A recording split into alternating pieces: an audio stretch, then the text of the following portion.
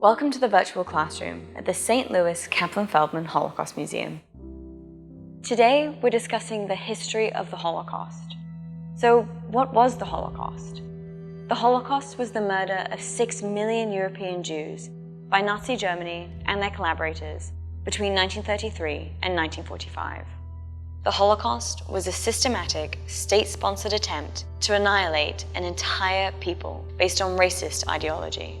During the same time, the Nazis targeted and murdered millions more, including the Nazis' political opponents, the Roma and Sinti, persons with physical or mental disabilities, gay men, and anyone else considered racially inferior.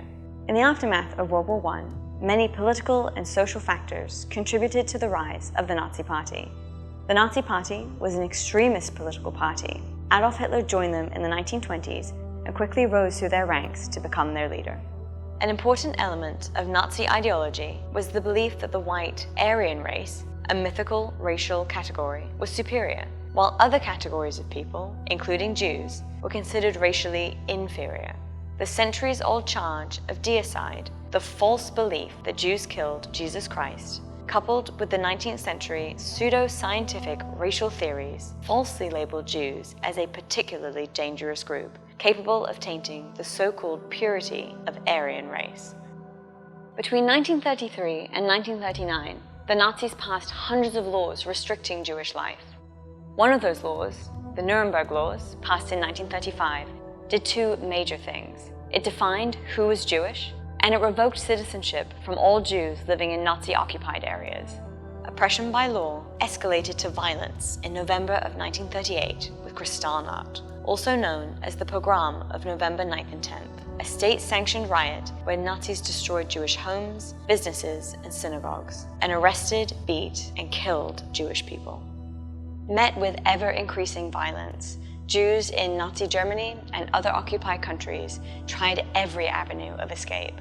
However, they were met with strict immigration and visa quotas, widespread anti-Semitism, and indifference from many countries that could have helped.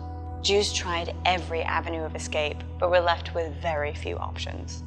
After the German invasion of Poland in September of 1939 and the outbreak of World War II, millions more Jews fell under Nazi control. The oppressors forced the Jewish population into ghettos, overcrowded areas of cities and towns where they lived in squalor, subject to disease and starvation. Despite these conditions, people resisted by maintaining their dignity, educating their children, and keeping their faith.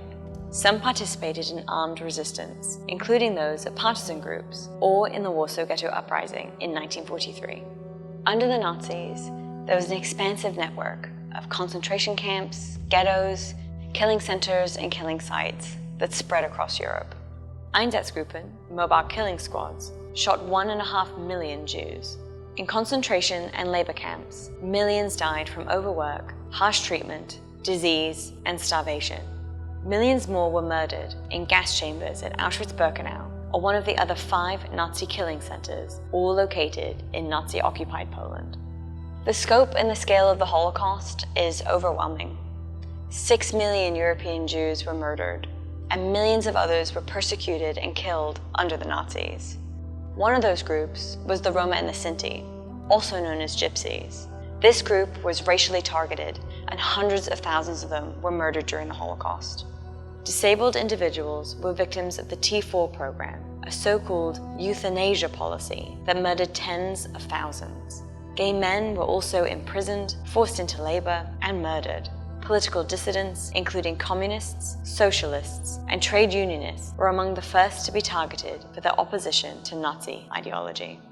While the world was largely indifferent, some countries, organizations, and individuals risked their lives to save Jews for ethical, religious, or other personal reasons. These righteous individuals teach us the two most significant lessons of the Holocaust: the importance of being aware of events in the world around us, and, when possible, taking action rather than being a bystander. The war in Europe ended May 8th of 1945. To bring the perpetrators to justice, the Allies created the Nuremberg trials. These trials set the precedent for the International Criminal Court, which is still active today. Survivors needed time to recover from physical abuse and emotional trauma. With no family or home to return to, Many survivors lived in displaced persons camps. Some chose to participate in the building of Israel, the Jewish homeland, while many emigrated to the United States, with several hundred settling in St. Louis. Here, they rebuilt their lives and contributed to the community. Our understanding of the Holocaust is more than just memorizing names and dates and facts and figures. It's about understanding people's choices in order that we can change our own. We want to stand up and speak out whenever we see or hear hate, in order to prevent things like the Holocaust from ever happening again. Thank you for joining us for today's lesson in the virtual classroom at the St. Louis Feldman Holocaust Museum.